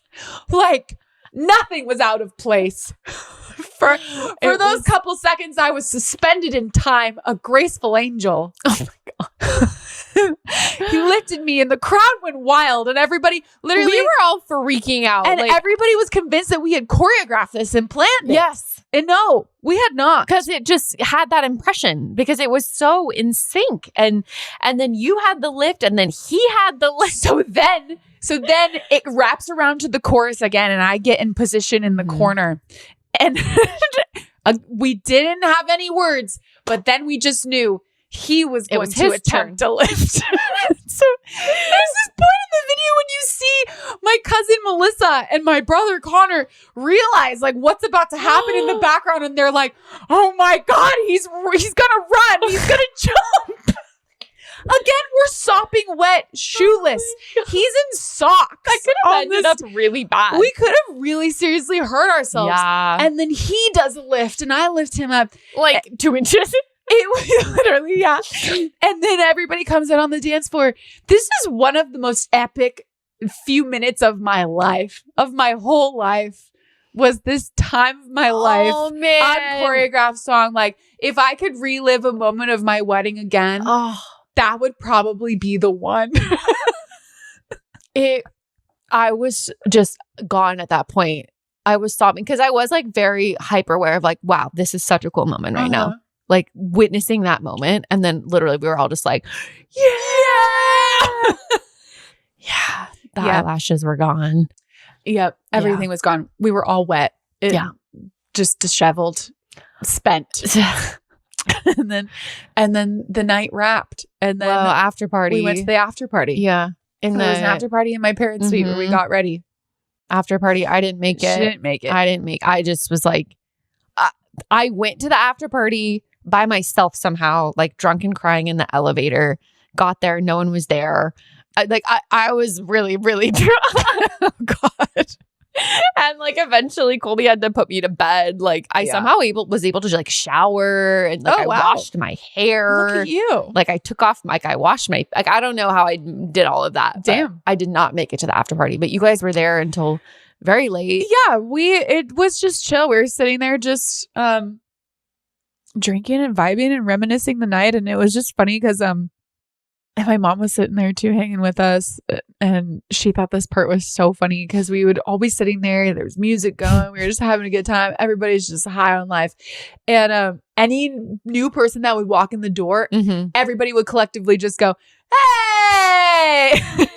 And my mom would just crack up every time. She's like, "This is so fun." Oh, that's really cute. Yeah. And then they shut off our power because they came and like gave us a noise warning. The security did. And then they literally shut the power off. And like Dusty and Scotty and Solo, I think, went and found the breaker and like reset it. Yeah. And then they were pissed about that. Not happy about that. No. And then like my brother drunkenly like got locked out of the building. There was this, we didn't have our key card because Justin had it. I had to go to the front desk and get us a new key card to get back in our room. It was my gosh. Yeah, nothing crazy happened, but it was just funny. And then my husband, we were like laying in bed, just like reminiscing the day and like how wonderful it was. And then it's like 3 a.m. I'm trying to go to sleep. And that's when my husband tries to consummate our marriage. And I was like, actually, no, I need to go to bed. No, we'll do this tomorrow. Yeah. It's okay. We're technically legally already married. It's right. Fine. Like, this isn't going to be the best sex either. No. I feel like that's got to be so common for so many couples who don't end up having sex the night of. Zero shame. Like, you're just so overstimulated and there's so much shit going on. You're exhausted. Way overstimmed. Yeah. Yes. But yeah. Frickin' 20 out of 10 day and night. Yeah. The best. And then our honeymoon was kind of a shit show. Yeah. And I can quickly go over that. But we took a car an hour away the next day.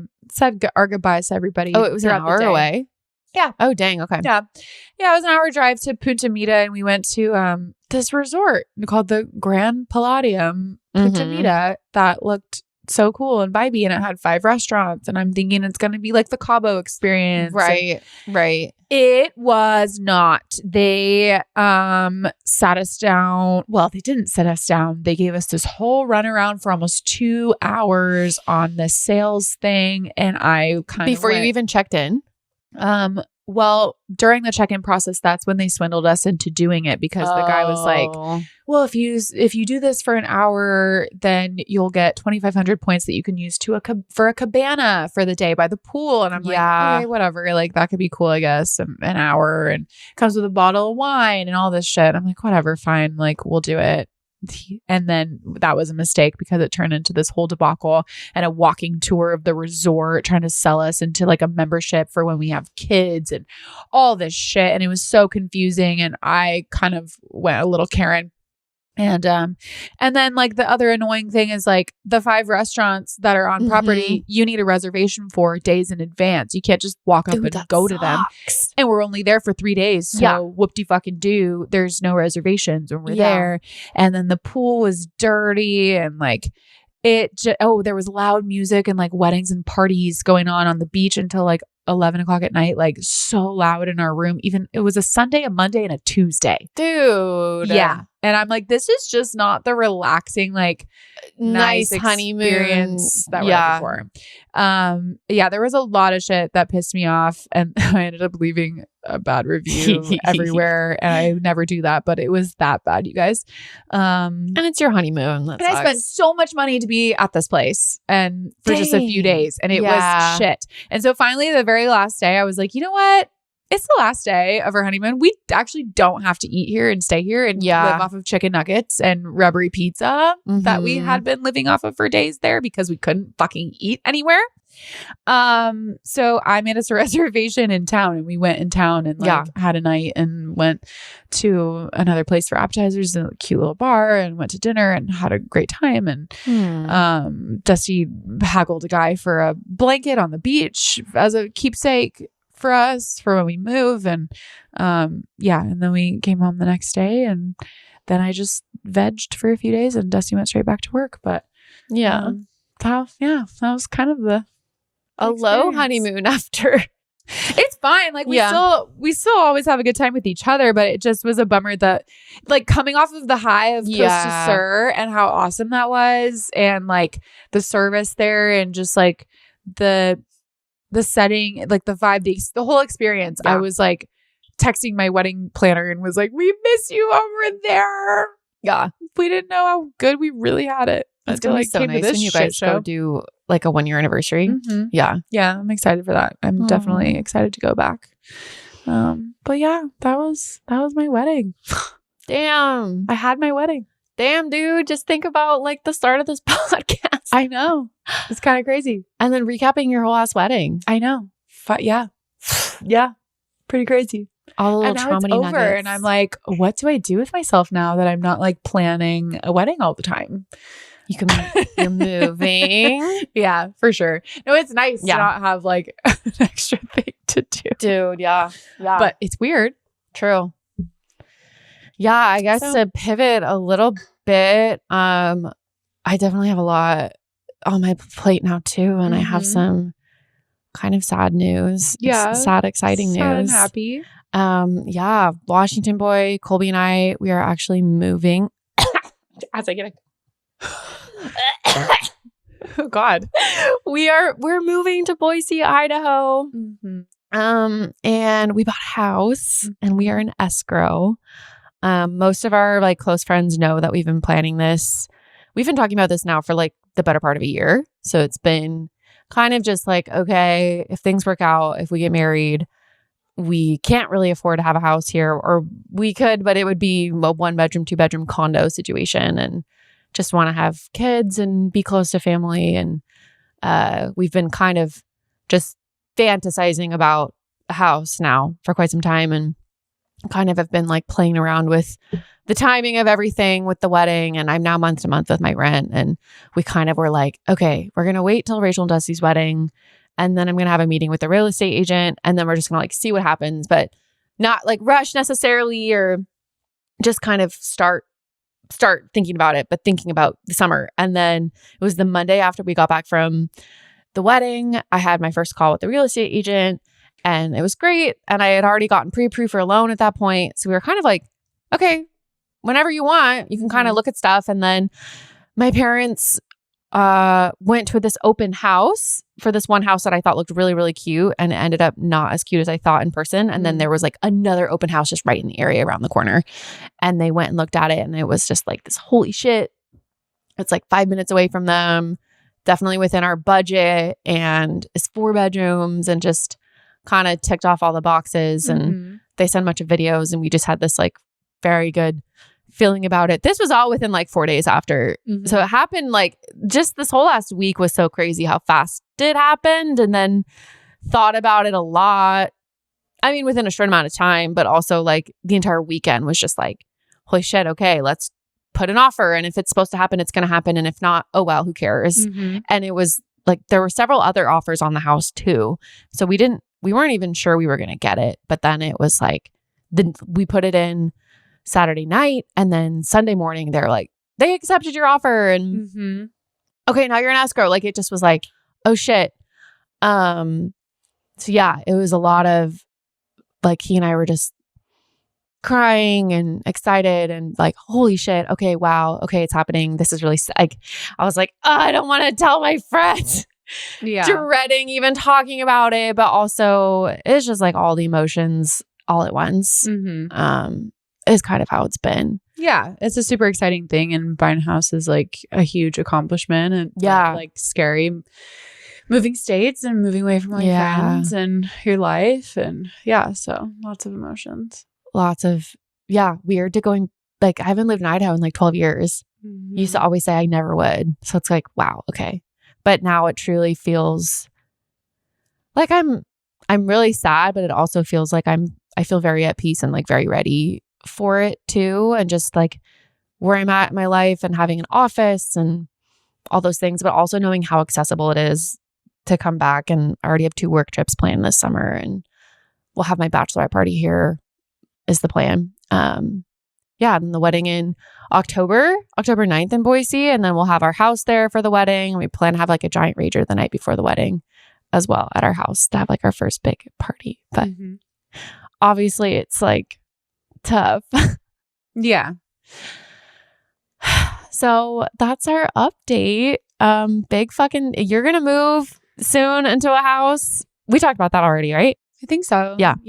We'll move Probably like the beginning of August is the time frame, but just around the corner for me. So not gnarly. Yeah. We technically have the house as of May 31st, but I think it won't be till like June. I think we're like 12th might be the actual day, but we're still kind of figuring it out. Yeah. Yeah. Yeah. Like less than a month and a half. Yeah. About like 5 to 6 weeks. Yeah.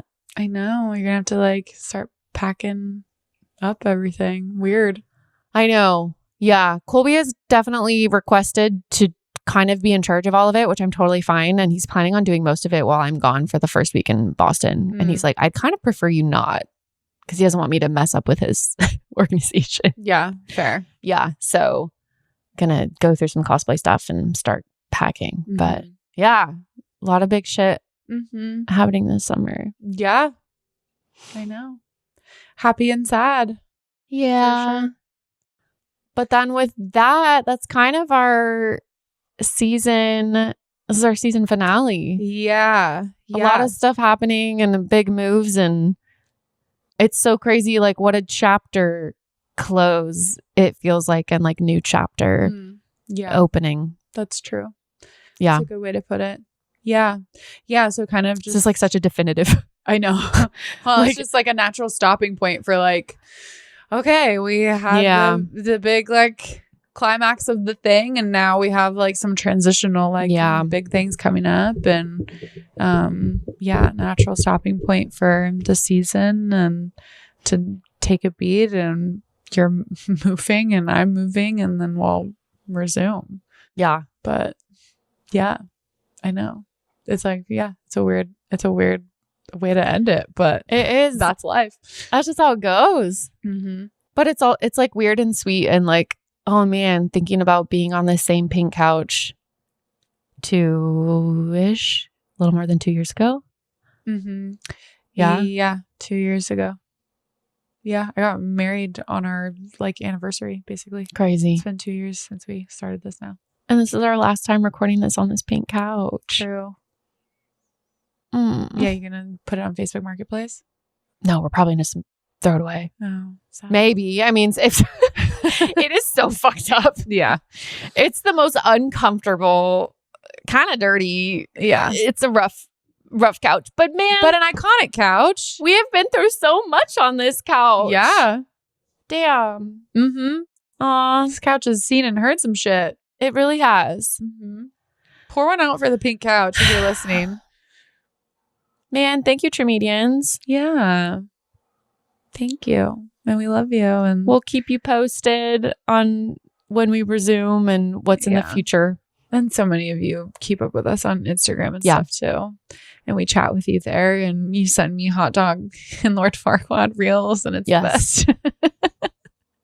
More chaotic content from the wedding to come. Yes. Lots. Giving you a preview so far. But okay. I don't know how else to wrap it.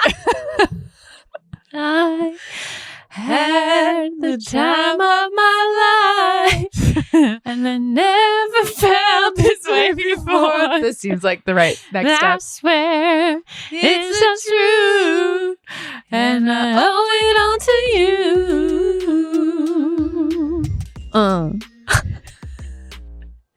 Bye.